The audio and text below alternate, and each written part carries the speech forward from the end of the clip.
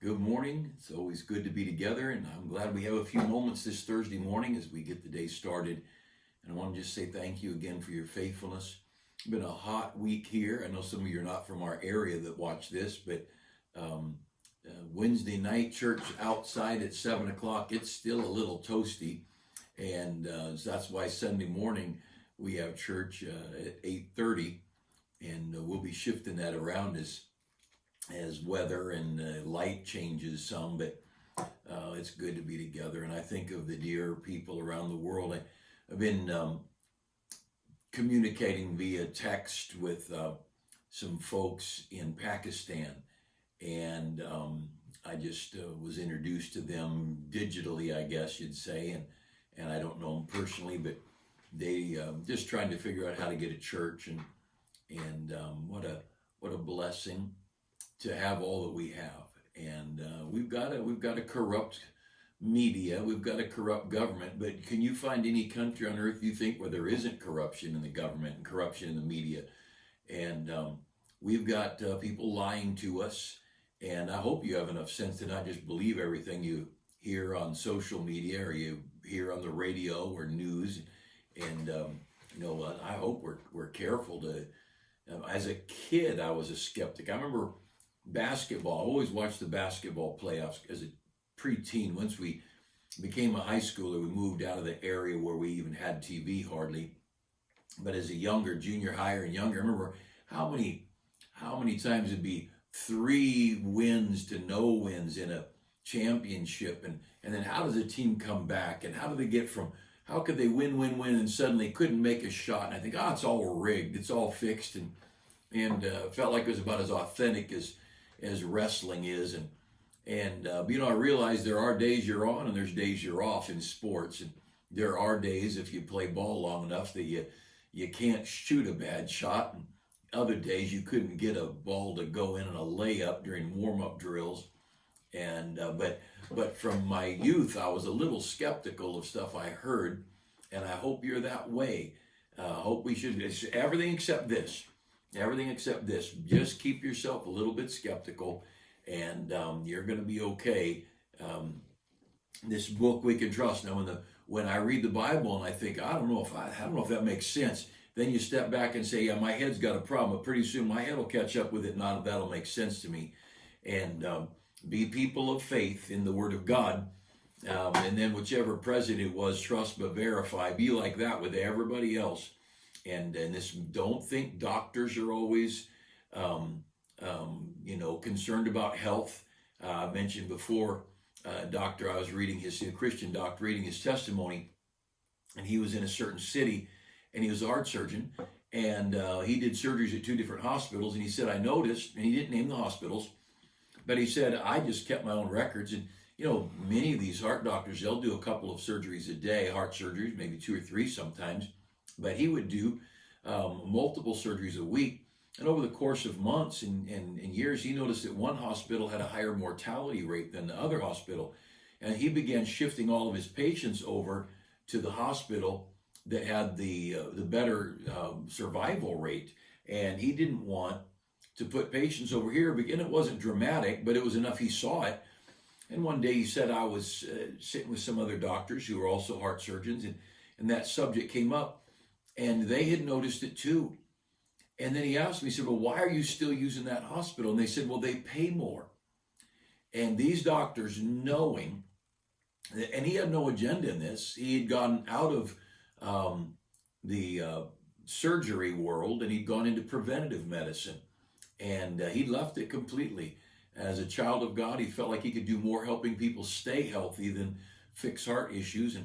But here these doctors were doing surgery at a hospital they knew more patients would die than at this hospital, but they did it because this hospital paid more. And don't think when you hear that a doctor on the president's COVID council has stock or financial interests in a pharmaceutical company, don't think money won't turn his head just a little, because we're all flesh and we're all human. We better keep our senses about us. and and realize doctors can be turned. Don't get that way. And so, but anyway, in the midst of this world of double standards and inconsistency, and people, some they just lie and they don't even think about it, and doesn't even bother them. And and I think the average person walking the street in our communities seeks to be honest and to work and pay their bills and do right for the most part. I think that I'd like to believe well of my fellow citizens. I'd like to believe well of the church people in the community. I would like to believe that most pastors and church members are doing the best they know how, the best they've been taught, and they may not have been trained like I was trained. I think I had the privilege of being under the finest preachers and Bible teachers in the world in our era. And then I've sought the scriptures and sought books so I could learn more. But somebody didn't have to agree with me to be sincere. In fact, if I look back after 40 years of ministry, some notes I found in some old Bibles, I didn't agree with myself anymore. And we're just flesh. And we're not always going to think just right about things. But we want to sincerely seek God, and we need God's help. But and I hope that you're going through your day rejoicing, knowing that God is on the throne. Everything's all right in my Father's house. What a great God we serve. What a great privilege to be a child of God. And with our own children, I had 4. I don't know what you have. Some of you have kids and grandkids, and some of you are going to have kids. But I'll guarantee you, we look at our children, they didn't handle every day perfect, but we loved them and we nurtured them and we brought them along and trained them. We hoped they listened. We hoped they paid attention, but sometimes they didn't. And they learned their lessons through hard knocks. And it's okay, because our God looks at us and he loves us as our own Father. I'm in Psalm 71 this morning, and I want to just take a moment, reflect on some Bible characters. I wish you were here to interact with this, because this, especially this morning, the thoughts today, I'd like to pick your brains on some things. But as we look toward the weekend, would you pray people would get saved? Saturday, we've got some folks going into an area of high Japanese population. Our missionary to Japan, Go Oishi, he's here. He's not able to get to Japan. And so we've talked and planned, and they already had one trip to a certain part of LA that has a high Japanese population. This weekend they're going to another area with some of our folks, and just going to go pass out Japanese flyers and with the gospel in English and Japanese. And I hope you'll pray that they would the gospel message on paper would find sensitive hearts. And of course, we'll have soul winning going on around here, and we want people saved. And I hope you'll pray for our rest homes and our jails and our buses, those 3 ministries that have been closed down due to this. I heard somebody call it the COVID flu. Somebody else called it the COVID fake. And whatever you want to call it, the mortalities rates and the death toll of this COVID-19 is about like a bad flu season any other year when we shut down nothing at all. And we all know, if we're honest, that a lot of those numbers aren't accurate, that they're false. We've heard stories. It's not just false reporting of people who have tested positive. It's false reporting of deaths. I mean, the guy gets run over by a train, and they check him in the morgue and find out he had COVID-19, and no one even knew it, but they attribute it as a COVID death. And that I just made that up. But that type of thing has gone on all over America. And if you've not heard that, you're listening to the wrong news. But don't believe all these numbers. But if you do believe the numbers, the number of deaths attributed to COVID-19 still are not extremely different from a cold season that we've had in years past. It's a reality. We will live our lives with viruses and bacteria. We'll live our lives with colds. We'll live our lives with pneumonia. And we may find a cure for cancer. But in all these years, nobody's gotten a flu vaccine that takes care of the flu. Most people tell you the flu vaccine, they give you those flu shots at the drugstores and minute clinics and the doctors, and they'll tell you they're about 40% effective. And I'm just willing to take my chance. I'm young, I'm healthy, but I'm willing to take my chance on being well, taking care of myself, washing my hands, and taking extra vitamin C. And not that I never get sick, but I just, look, you got to, everybody's got to decide what they want to do. But this hurriedly developed vaccine that they've only had months to test, I can't even imagine pushing that into the veins of a child developing in their whole metabolism and all. And again, I'm not a doctor and I wouldn't tell you what to do, but we ought to prayerfully consider what God would have us do. And you seek God's direction for your body and your children, your family. And but you know what, the fact is, there are plenty of places they're just letting this thing run, and they're not any different than they are here. So don't panic. That's my message. Whatever you do medically, don't worry, and don't spend your life in fear, and don't spend your life doing nothing. Yesterday I talked about the will of God, and then last night at church, Wednesday night, I talked about the will of God. And if you didn't hear those, go online and listen to them, both those messages on the will of God.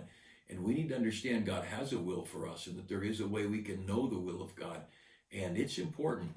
And I don't see anywhere in the Bible it says, go build a bomb shelter and crawl inside and lock the door and don't touch your world for fear you'll die. Let me give you terrible news. You're gonna die.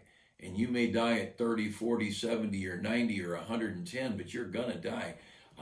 One thing I want to do, I want to make a difference while I live. That's what matters to me. I want to make a difference for others while I live.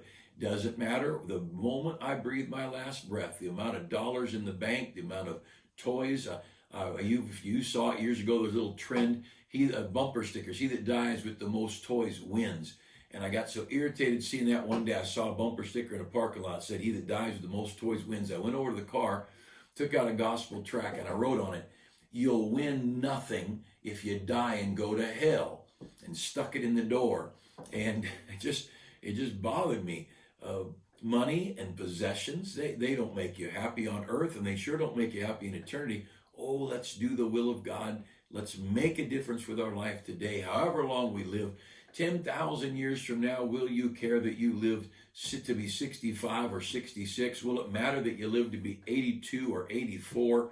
Now, right now on earth it matters, because it's all we've got to cling to. But in eternity, 5,000, 10,000, 50,000 years from now, do you think it will matter at all that our hair fell out prematurely, or that whatever, we had this terrible thing that grew our midsection, that we're big boned or whatever? God, we're not going to care that we carried a few more pounds. We will care how much we love this book, and how much we love people, and how much we love God. We will care. Did we influence anybody for Christ? Teach that Sunday school class. Influence the people around you with the gospel. Witness to people. That will carry with you for all of eternity. And I'm not teaching on the end times today, but I guarantee you this. You say, I'm discouraged. Well, witness and read your Bible and pass out tracts discouraged. And you say, well, I'm not very happy. Well, do the will of God unhappy, but do the will of God. And look, I want to look here at Psalm 71, just a couple of quick verses. In Psalm 71, notice this in verse 9. Cast me not off in the time of old age. Forsake me not when my strength faileth. Now, we're going to keep reading here. You hold that verse. Cast me not off in the time of old age. Forsake me not when my strength faileth. You understand, some of you are older, and you understand you can get feeling pretty lonely when you're old. You can get feeling, does your life have any value? You could get feeling, does God even care? I mean, God cares about young people and families and young people that can serve him with their life. But here I am, I'm old. And David felt that way. This is the man after God's own heart. And he said, oh God, don't cast me off in my old age. I know I'm old. If you follow the story of David's life, he was a great warrior, a mighty, valiant warrior with sword and bow and musical. He was just a well-balanced man. But later in years, he went to battle with his soldiers, and he got into a battle, and he got in a spot where one of the enemy was just about to kill David. And one of David's men came along and killed the guy from behind before he could kill his king. And they went to David, and they said, no more. you're not going out with us anymore because you're worth 10,000 of us. And we need to take care of you. And we need you in your old age. Now, that was the view of the mighty men. And they said, David, you're worth 10,000 soldiers. But David, in Psalm 71, verse 9, he didn't feel so valuable. He cast me not off in the time of old age. Forsake me not when my strength fails. Lord, I'm tired. And I just feel so worthless. And God, please don't just cast me off. And that you feel that way is not wrong, because we do get feeling that way. We love youth. You know, you see the billboard of this guy with a 28-inch waist. He's 6'2", solid muscle, and he's got that Marine Corps uniform. And you look at that soldier and you think, wow, look at that. He's 19, 20 years old, and he can take the whole world on in a fight and charge hell with a squirt gun and come out with the devil by the tail. But now we're 70 or 80 or whatever. And we nobody puts a picture of us on the side of the billboard saying we're looking for a few good wrinkled men, and we do get feeling like we don't matter. Oh, you know what? If you read the scriptures, you find out how valuable each of us is to God, and God does have a different will for us at different times in our life. Look down a couple verses. Look down at verse 18, same chapter, Psalm 71:18. Now also, when I'm old and gray-headed, it's okay to be old and to be gray-headed. Now, he's a Jew. Boy, you know the jet black hair these Jews that have? And now also, when I'm old and gray-headed, oh God, forsake me not. And he doesn't put a period there. We're going to keep reading, but he's concerned twice in the same chapter. Don't forsake me. God, I'm tired. I'm old. My strength's not there. I don't sleep good. And don't forsake me. But look at the end of verse 18. Until I have showed thy strength to this generation and thy power to everyone that is to come. And he said, Lord, though I don't have any power left, would you keep me well so I could show the generation to come your power? God, I know I'm weak and frail, but God, would you help me to show my children and grandchildren and great-grandchildren what a powerful God I serve. You see, when we're young, the kids look at us and think, wow, my dad's the strongest dad in the world. And so you do. I was talking to someone today, older than me, and he said, oh, I remember the days I used to lift weights. I probably lifted more than my body should have, but I loved lifting and I was strong. And now both, neither one of us are very strong right now. And yet we're that way. And so young people look at us and they see that Atlas type physique on the man, and they see that strong, smooth skin, the beautiful lady, and everything in its place, and hair and face and everything just right. And 5 or 6 babies later, and 30 or 40 years later, and you just by the end of the day, you really need to go to bed because you can't even move another step. When we're young, it's easy to admire the beautiful lady. It's easy to admire the strong, handsome young man. But when we get old, now is the day. They don't look at me and say, oh, Grandpa's so strong. Now they look at me and I can only point them to a strong God. Grandma is not the slim young lady she was 30 or 40, 50 years ago, but oh, she knows God. And how Grandma knows how to pray, and her faith, how she's strong in her relationship to God, and how she believes in God and prays and leans on God. And all of those things. You see, as we get older, the glory's gone. Proverbs says the glory of young men is their strength, and the glory of old men is their gray hair. That means they're just glad they've got some hair left. And he doesn't even address women that way because it's not polite. But the glory of young men is there, and you look at the young man who can run and jump and fight and whatever, and now you're old and you're just glad to get down the stairs without falling. And any good that we have now, it's all heavenly good. Now it's the power and the blessings of God, and God working through us, and God helping us, and God giving us strength to endure difficulties. there's so much, over in the book of Ecclesiastes. You won't turn there, but you read through there, and he uses metaphors, he uses illustrations, and he talks about being old and the grinders not working. That's the teeth. And just one of our good staff men today came and said he had a chance of spending $3,000 to get a tooth fixed or have it pulled. He said, pull it. At my age, I'm not worried about that one tooth. So Solomon in Ecclesiastes talks about the grinders. He talks about the lights grow dim. That's the eyes. And you can't see well. And he talks about how you can't hear as well. And at one passage, he says the little chirping of a bird wakes you up. And when you're young, I watch my kids take our grandkids. They'll take them, they're sleeping in a car seat, pick them up out of the car seat, carry them into the house, take off their clothes, put on their pajamas, put them into bed. The kids don't even wake up. They don't even know how they got in that bed in the morning when they wake up. And you and me, we lay down in bed, we just doze off, and the ticking of the clock wakes us up, and we're wide awake, and now we can't go to sleep. Or a cat walking through the room, and that's what he talks about there, the little chirping of a bird. You read that in Ecclesiastes. This old body, and you know what? All it is an opportunity for us now to realize I can't depend on me. I'm going to have to depend on God. My reflexes are not quick, and my agility's not there, and my muscles are not as strong. My bones are more fragile, and my strength and hope today needs to be in God.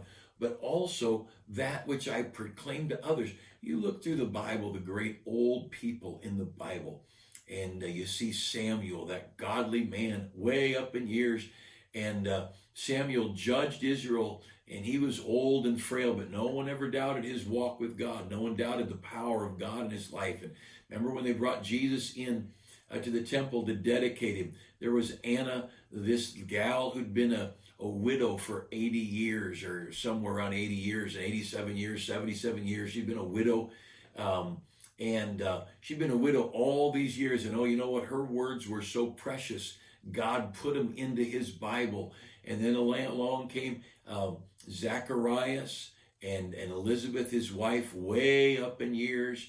And they were the mother and father, miraculously, of John the Baptist. God, you see, it was so obvious that was a miracle boy. Why? Because they were old. Same with Abraham and Sarah. Say Abraham's 90, Sarah's 80, and they're going to have a baby and raise a child, the promised seed, the promised child from God. What made Isaac so special? Well, one thing made him special is his mom and dad were too old to do it. They were too old to have a child. Sarah never had a baby yet. Barren womb, and Abraham was old, and yet here God does a miracle. And you see, when God uses us that are getting older, he gets all the glory. And so just relax today. Go through your life. And you that are young, go ahead. Enjoy your strength. Enjoy your beauty. Enjoy the fact that your hair is there and you like the color of it. Enjoy the raising of children, and enjoy the pleasures of going long hours and running, and enjoy all that. Nothing wrong with that at all. God made you young, and God gave that to you. But as we get older, realize it doesn't lessen our ability to serve God. What it really does is make it more, it magnifies what God does in our life. And you show up at church at 60, 70, 80, 90 years old, and you draw the attention of others. And it matters that you're there. Now, you young people, it matters you're there. It matters. Churches need young people. We need the strength of young people. We need the offerings of you rich young people. And nobody rich when they're young. Nobody rich in our church when they're old. But all of us contributing what we can. And some of you, the buses are going to run again. We need bus drivers. We'll need bus captains. We'll need people in the jails and the rest homes. But those of us that are old, don't lose sight of this thing. And in our age, God is reflected sometimes more powerfully through us in old age. The Apostle Paul, in jail, way up in years, I've fought a good fight. I've finished my course. I've kept the faith. And that old man, he said, don't be ashamed of me. Don't be ashamed of my age. Don't be ashamed that I'm in jail. He says to young Timothy, you keep the faith and you stand strong for God. John and Patmos, not the Baptist, John the Apostle, there in the island of Patmos, banished. and he writes the revelation, and Jesus Christ reveals himself to John. Then Jesus reveals the churches to John, the seven churches in Asia Minor, and then he begins to the chapter 4, the trumpet sounds a voice of that calls him up into heaven, and John is carried into the future to the rapture, the tribulation, the judgment, the second coming, the ascension, the coming of the New Jerusalem, and all of eternity. You know who that was revealed to? An old man whose ministry was just about done. Look, you matter to God. You just love God today. You be where God wants you to be. You do what God wants you to do. And you just go to him and say, God, I want to do your will. I want to be in your will. I want to make a difference in my world. Help me somehow, in some small way. Use me, Lord, to glorify you. And we're going to see him one day. And this old body, I think, is going to be traded in for a younger one. If we're going to be like Christ, might be we'll be 30 or 33 years old, could be. Or it might be we won't even have any age. Then the age is not going to matter. We're just going to be this perfect person. And whatever it is, it's going to be good. No fear. This old corruptible will put on incorruption. The end of 1 Corinthians 15 talks about it. This mortal, this body that can die, will put on immortality, a body that cannot die. Death will be swallowed up in victory. And Romans chapter 8 says, death, where is thy sting? Death, you can't hurt me, Paul said. You can only send me to be with God and be in an eternal home with my Savior. We're in a great place. We're in a wonderful place. And fear not, child of God. Let's live for him. Let's honor him. Pray for your president. Pray for your country. Pray for your governor in your state. Pray for the church and churches. If you know of churches around, pray for them. Pray that God would bless his people and bless his house. And thank you for being so faithful. And God bless you. Have a great Thursday, and look forward to seeing you over the weekend.